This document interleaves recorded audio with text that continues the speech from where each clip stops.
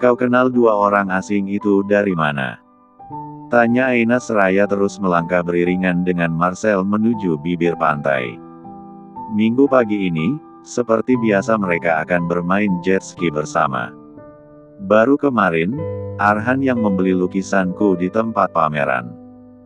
Tadinya aku tidak yakin tapi Arhan memberikan aku DP uang 20 juta untuk ke kota membeli perlengkapan lukis baru. Aku yakin dia seorang miliarder. Marcel menyenggol lengan Aina lalu melangkah lebih cepat naik ke atas jet ski-nya. Aina pun segera naik sambil mengikat rambutnya tinggi ke atas. Pagi ini ia hanya memakai kaos lengan pendek yang lumayan ketat, dipadukan dengan celana jeans pendek di atas lutut. Kulitnya yang begitu putih terlihat semakin berkilau diterpa cahaya matahari pagi ini. Kalau kalah, nanti kau yang masak untuk makan siang, setuju? Aina memasang kacamata hitamnya. Akan kubuat kau menelan ucapanmu sendiri. Setuju. Jet ski Aina dan Marcel melaju dengan kecepatan tinggi hingga terpental-pental di atas air. Ya, selama beberapa tahun belakangan ini, Marcel banyak mengajarkan hal baru kepada Aina, hingga sekarang karakter Aina semakin tertempa kuat dan jago dalam banyak hal. Aku pikir dia bukan lagi Aina Kaira yang anggun yang dulu berpose di depan kamera, ucap Alvin yang baru saja tiba di tepi pantai bersama Arhan. Apa dia benar-benar sudah pernah melahirkan? Kenapa tubuhnya semakin wow? Jaga ucapan dan pandanganmu, ucap Arhan bernada ancaman. Maaf, kelepasan. Apa kau tidak tergoda? Arhan tak bergeming, ia terus memandangi Aina dari kejauhan. Entah bagaimana wanita itu kini begitu ahli mengendarai motor air. Padahal dulunya menyetir motor biasa saja Aina tidak bisa. Enak sekali Marcel, setiap hari bersama Aina, ucap Alvin berusaha memanas-manasi Arhan, tetapi tetap saja tak bergeming. Arhan terlanjur terpana melihat sosok Aina Kiara yang sekarang. Ia seperti anak ABG yang jatuh cinta lagi, kepada orang yang sama. Wuhu. Aina berdiri sambil mengangkat kedua tangannya saat sampai terlebih dulu ke garis finish. Pergi ke pasar sana, jangan lupa masak. Aina terbahak keras saat melihat ekspresi Marcel. Iya. Marcel turun dari atas jet ski, naik ke atas dermaga. Sesaat setelah naik ke atas, ia tersenyum sambil melambaikan tangannya melihat Arhan dan Alvin melangkah ke arahnya. Hi, kalian tidur nyenyak.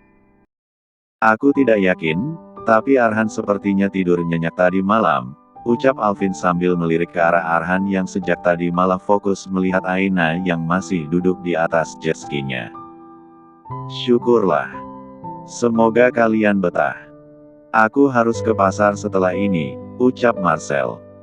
Benarkah? Alvin mendekati Marcel dengan raut wajah penuh arti. Sekarang saja, aku ikut. Sudah lama aku tidak melihat pasar minggu di pulau seperti ini. Sekarang, Marcel menoleh melihat Aina. Tapi aku sekarang saja. Tanpa pikir panjang Alvin menarik Marcel agar mengikuti langkahnya. Hingga kini tinggallah Arhan dan Aina di sana. Sel, bantu aku nak.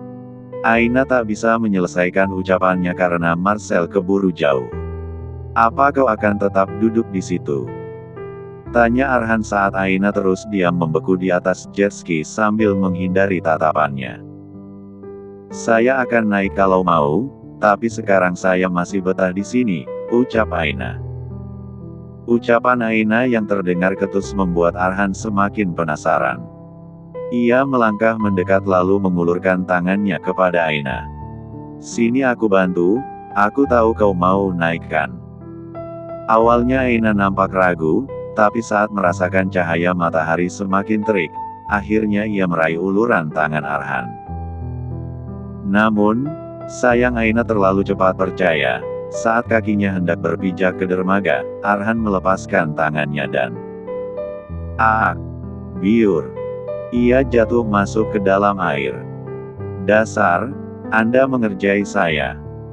Arhan menyeringai tipis sambil membuka kemeja putih hingga kini hanya berteletjang dada. Aku hanya ingin menguji mental anak pantai sepertimu. Ia ikut bercembur ke dalam air, berenang menghampiri Aina. Kedua tangan kekar Arhan mendorong tubuh Aina hingga bersandar di tiang dermaga. Tubuh mereka saling melekat satu sama lain, dengan dua pasang mata yang saling menatap lekat. Sepertinya kamu juga perenang yang handal. Aina menelan salivanya kuat-kuat. Lagi-lagi debaran jantungnya menggila saat menatap kedua netra coklat yang membuat sekujur tubuhnya meremang. Di bawah air, ia merasakan tangan Arhan terus naik ke bagian paha empatnya. Apa yang Anda inginkan? Apa Marcel itu kekasihmu? Tanya Arhan. Tidak, jawab Aina gelagapan. Bagus. Arhan mengerahkan tangannya. Menarik tekuk leher Aina hingga akhirnya bib 1R mereka saling meni 4 dalam keempat-ngatan. C1 Uman setelah 3 tahun berpisah, percayalah Arhan sedang bersungguh-sungguh men 1 kemati bib 1R manis istrinya. Ahak. Aina mendorong dada Arhan menjauh darinya.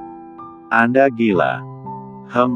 Mulai hari ini aku tergila-gila padamu.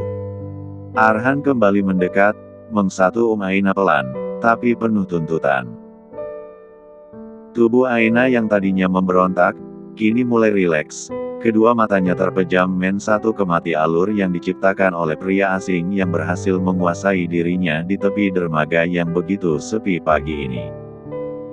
Semakin lama, Aina semakin terhanyut hingga tanpa ia sadari kedua tangannya mencengkram erat bahu Arhan. Jika biasanya ia akan langsung menghajar pria yang mencoba untuk berbuat kurang ajar padanya, maka kali ini berbeda. Siapa pria asing ini? Kenapa begitu mudah menguasai diri dengan S3 entuhan dan bisikan suara bariton yang menggetarkan hati?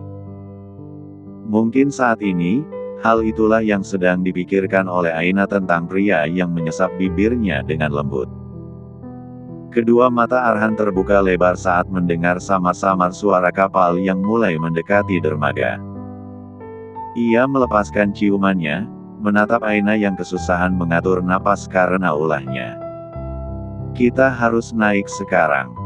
Aina masih tak bisa berkata-kata. Pipinya memerah. Ia merasa mungkin saat ini jantungnya sudah melompat dari rongga dada saking berdebarnya. Ia benar-benar kacau karena pesona pria yang baru ia kenal kemarin. Melihat Aina hanya diam dan terus melamun. Arhan berinisiatif mengendong Aina, menuntun wanita itu naik ke atas dermaga. Setelahnya ia segera menyusul naik. Hei Tuan, apa Anda selalu selancang ini dengan wanita? Arhan menatap Aina dengan seringai tipis yang tergambar jelas di wajahnya. Tapi hanya dengan satu wanita, tidak dengan wanita lain. Kau tahu aku tidak pernah gagal mendapatkan apa yang aku mau, dan aku tidak akan melepaskan apa yang memang telah aku miliki sejak lama. Milik Anda. Aina terperangah sambil bersedekap dada. Saat perjumpaan pertama kita, saya benar-benar berpikir Anda adalah pria terhormat yang datang dari ibu kota, tapi sepertinya Marcel salah menilai, Anda tidak sebaik itu. Anda bicara seolah paling berhak atas diri saya, memangnya saya istri Anda apa? Arhan meraih kemeja putihnya yang teronggok di lantai dermaga. Dengan santai ia mendekati Aina, memakaikan kemeja itu untuk menutupi tubuh indah yang kini basah kuyup. Pakailah, aku bisa melihat dengan jelas 2 bola tenis di dalam sana. Spontan Aina menyilangkan kedua tangannya di depan dada. Bajunya yang basah membuat pakaian dalamnya kelihatan jelas. Setelah selesai memakaikan kemejanya untuk menutupi tubuh mungil itu, Arhan kembali beralih memperbaiki ikatan rambut Aina yang longgar karena basah. Ia menggulung rambut panjang itu dan mengikatnya dengan rapi, seolah sudah sangat terbiasa melakukannya. Aku tak pernah selancang ini kepada wanita kecuali aku benar-benar mendambakannya. Setelah selesai mengikat rambut, ia mengalihkan pandangannya menatap kedua mata Aina. Anggap saja, aku jatuh cinta padamu pandangan pertama kepadamu. Cek, Anda benar-benar gila. Aina hendak melangkah melewati Arhan, tetapi ia kembali ditarik kembali ke posisi semula. Aku belum selesai bicara. Arhan mendekat menyentuh kening Aina dengan ujung jari telunjuknya. Mungkin tidak sekarang, tapi suatu saat kamu akan menyadari jika aku ada di dalam sini. Nia, apa kamu tidak merasakan apapun saat kita melakukan hal tadi? Aina terdiam, menatap wajah tampan yang entah bagaimana mengusik sanubarinya, secepat kilat hingga ia tak sempat membentengi dirinya. Kenapa? Kenapa saya harus merasakannya dengan Anda? Semilir angin terasa hangat menerpa kulit wajah Arhan. Waktu seakan berhenti saat itu juga. Hanya dengan menatap wajah cantik pujaan hatinya saja ia merasa tenang. Ia tidak peduli Aina semarah apa padanya. Meski raut wajah Aina mengisyaratkan ketidaknyamanan, tetapi kedua mata wanita itu tidak bisa berbohong. Arhan bisa menelisik perasaan Aina yang mulai terguncang karenanya, dan ia tak membutuhkan pembenaran apapun lagi. Tidak tahu, aku hanya ingin bertanya saja. Kau tahu, dari dekat aku bisa melihat. Kupu-kupu itu menari di matamu dan sebentar lagi akan berpindah ke hati dan pikiranmu. Tubuh Aina masih membeku di sana. Seharusnya ia sangat marah sekarang tapi ia tidak tahu kenapa kepalan tangannya tak bereaksi sedikitpun. Sekarang saya tanya lagi, apa kita pernah bertemu sebelumnya? Arhan tersenyum tipis sambil kembali menyentuh dahi Aina dengan ujung jari telunjuknya. Di sini. Jawabannya ada di sini. Jawaban yang begitu ambigu, membuat rasa penasaran Aina tak terpuaskan. Namun, ia enggan untuk mempertanyakan lagi. Ia masih meyakini jika Arhan hanyalah orang asing yang berusaha memanfaatkan kelemahannya. Bubu. Pandangan Aina dan Arhan beralih ke tepian. Terlihat Arka berlari menghampiri mereka. Nenek dengan susah payah mencoba mengejar Arka. Arka kenapa berlari? Nanti jatuh tersandung bagaimana? Bukannya menjawab pertanyaan bubunya, Arka malah mendogak melihat pria tinggi yang tak memakai baju sedang berdiri menatapnya. Om, tidak pakai baju. Arhan tikekeh mendengar pertanyaan Arka. Aduh, nenek ngos-ngosan ini. Pandangan nenek pun langsung terfokus melihat Arhan yang tengah berdiri di samping Aina, kedua matanya memicing penasaran. Anda siapa ya? Dia teman Marcel, Nek. Sangga Aina secepat kilat. Tadi aku jatuh saat bermain jet ski, dan tuan ini meminjamkan bajunya karena aku basah kuyup. Aduh, untung saja. Nenek terlihat sangat lega. Ia menepuk bahu Arhan dengan senyum sumringah. Terima kasih sudah menolong cucu nenek. Nanti datanglah ke warung untuk makan seafood. Tentu, nanti saya akan datang. Kalau begitu kami pulang dulu, ayo Nia, Arka. Nenek menarik tangan Aina dan Arka berbalik pergi meninggalkan tempat tersebut. Nenek. Jadi wanita tua ini adalah nenek yang dimaksud Marcel, dia pasti mengetahui semuanya. Tapi sepertinya dia berusaha menutupinya. Saat jam makan siang telah tiba, Arhan dan Alvin pergi ke Nia Seafood tepat di seberang tempat mereka menginap. Tempat tersebut benar-benar ramai ketika jam makan siang. Rata-rata yang datang untuk makan adalah wisatawan dari negeri seberang Malaysia, Singapura, dan juga dari negara lainnya. Hei! Marcel melambaikan tangannya sambil melangkah mendekati Arhan dan Alvin yang baru saja memasuki warung makan tersebut. Kalian datang untuk makan siang. Begitulah. Padahal aku masih sangat kenyang karena makan jajanan pasar tadi tapi Arhan benar-benar penasaran ingin mencicipi makanan di sini, ucap Alvin sambil mengelus perutnya yang kekenyangan. Ah, nanti juga perutmu akan terasa kosong saat melihat hidangan di sini. Marcel menoleh menatap kanan kiri, mencari meja yang kosong. Kalian bisa duduk di sana, mungkin akan sedikit lama, karena hari ini lumayan ramai. Aku sampai dipanggil Nia untuk membantunya hari ini. Tidak masalah, kami bisa menunggu, ucap Arhan datar. Baba dipanggil nenek, ucap Arka yang tiba-tiba sudah berdiri di samping Marcel. Benarkah? Oke, Arka di sini saja, sama Om ini ya. Marcel segera bergegas pergi ke dapur. Cek, Baba. Arhan nampak sedikit kesal saat mendengar panggilan Baba Bubu yang disematkan Arka kepada Marcel dan Aina. Arka tidak pernah merasakan kasih sayang seorang ayah, jadi wajar jika dia menganggap Marcel ayahnya, bisik Alvin. Arhan tak menanggapi. Ia membungkuk menatap Arka yang hanya diam dengan tatapan datar. Arka, kenapa kamu memanggil pria tadi Baba? Bocah kecil itu nampak berpikir hingga menggerakkan bola matanya ke sana kemari. Karena Baba yang seling kasih uang. Nah tuh kau dengar, Marcel membiayai hidupnya, sahut Alvin. Ya dia benar. Arhan mengendong Arka lalu mendudukkannya di atas meja. Ia menarik kursi agar bisa duduk di hadapan bocah kecil itu. Jadi Arka memanggil Marcel dengan sebutan Baba karena sering memberikan uang. Arka mengangguk cepat. Kalau begitu coba panggil Om, Papa. Kening Arka mengerut bingung. Kenapa halus gitu? Astaga, dia malah adu mekanik, ucap Alvin sambil memijat keningnya. Arhan mengeluarkan dompetnya, mengambil uang pecahan 100.000 beberapa lembar. Kamu mau ini? Secepat kilat jari-jari mungil Arka meraih uang itu dengan raut wajah sumringah. Oke, Papa. Alvin terperagah tak percaya. Cek, dia benar-benar titisanmu.